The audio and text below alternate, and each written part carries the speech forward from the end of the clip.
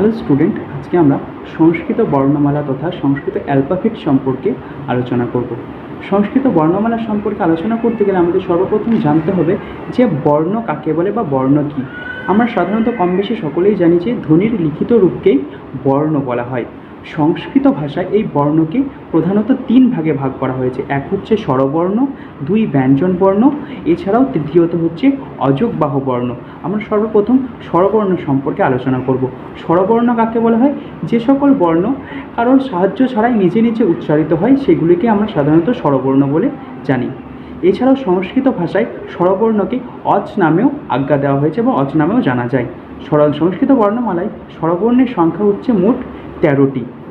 এই 13টি স্বরবর্ণকে আবার দুই ভাগে ভাগ করা হয়েছে, যথা এক নাম্বার হচ্ছে সমানাক্ষর, দ্বিতীয় হচ্ছে সন্ধ্যাক্ষর। সমানাক্ষরের মধ্যে কোনগুলো পড়বে না অ, আ, হস্যই, দীর্ঘই, হস্যৌ, দীর্ঘৌ, রি, লি, লি। এই 9টি অক্ষর সাধারণত সমানাক্ষর নামে পরিচিত। অপর দিকে আমরা দেখতে পাবো সন্ধ্যাক্ষর। সন্ধ্যাক্ষর বলতে এ, ওই, ও এই 4টি বর্ণকে সাধারণত সন্ধ্যাক্ষর বলা হয়। এছাড়াও অন্যদিকে আবার স্বরবর্ণকে এছাড়াও দুই ভাগে ভাগ করা হয়েছে। কি কি না, একটা হচ্ছে হ্রস্বস্বর, একটা হচ্ছে দীর্ঘস্বর। হ্রস্বস্বর বলতে আমরা কোনগুলোকে বুঝবো? যেই সকল সমস্ত স্বর উচ্চারণ করতে কম সময় লাগে সেগুলোকে সাধারণত আমরা হ্রস্বস্বর বলবো। হ্রস্বস্বর কোনগুলো না অ, হস্যই, হস্যৌ, রি। এই 4টি বর্ণকে আমরা সাধারণত হ্রস্বস্বর বলে জানি। এছাড়াও অন্যদিকে রয়েছে আমরা দেখতে পাবো যে দীর্ঘস্বর। দীর্ঘস্বর বলতে কোন স্বরগুলোকে বুঝবো না, যে সমস্ত স্বরগুলো উচ্চারণ করার সময় হ্রস্বস্বরের অপেক্ষাকৃত একটু বেশি সময় লাগে সেই সমস্ত স্বরগুলোকে আমরা দীর্ঘস্বর বলবো। দীর্ঘস্বর কোনগুলো না, এই যে আ, দীর্ঘই, দীর্ঘৌ, এ, ওই, ও। এই যে 7টা স্বর, এই 7টা স্বরকে আমরা প্রধানত দীর্ঘস্বর বলে জেনে থাকি। এরপর আমরা আলোচনা করব ব্যঞ্জন বর্ণ। ব্যঞ্জন বর্ণকে সংস্কৃত ভাষায় হল নামে আজ্ঞা দেওয়া হয়েছে বা হল নামে আমরা জানি।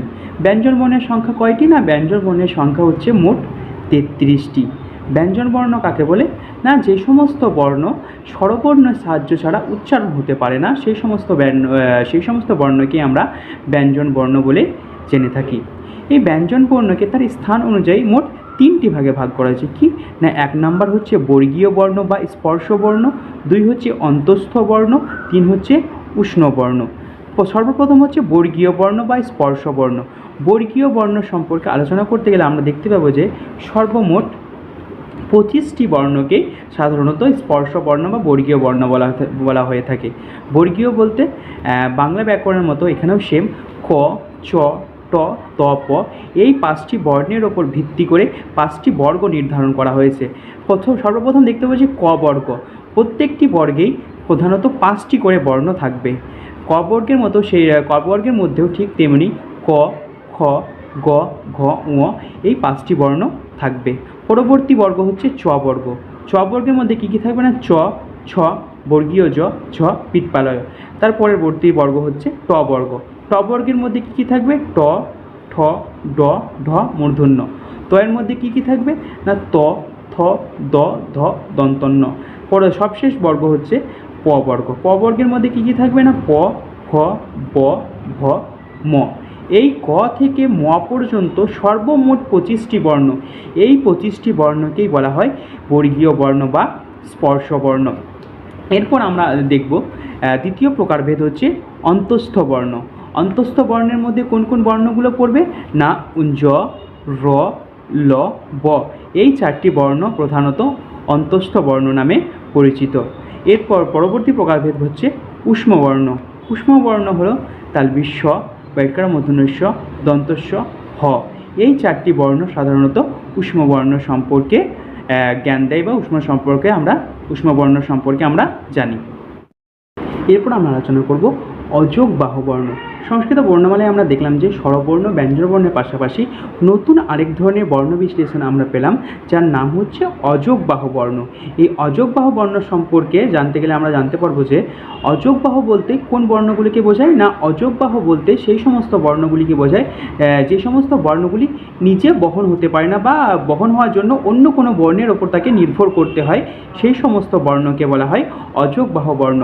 অযোগবাহ বর্ণের মধ্যে কোনগুলো পড়বে না, অনুস্বার আর বিসর্গ, এই দুই বর্ণকেই বলা হয় অযোগবাহ বর্ণ। এর উদাহরণস্বরূপ আমরা দেখতে পাবো যে এখানে ক আর কয়ের মাত্রায় যে আছে অনুস্বার, এখানে দেখতে পাবো যে অনুস্বারকে অবস্থান করার জন্য তাকে কয়ের ওপর নির্ভর করতে হয়েছে, কারণ কি সে অযোগবাহ বর্ণ, সে নিজে নিজে বহন হতে পারে না, তাই তাকে বহন হওয়ার জন্য তাকে কয়ের উপর নির্ভর করতে হচ্ছে, তাই এটি অনুস্বার এখানে অযোগবাহ বর্ণ হিসেবে দেখা গিয়েছে।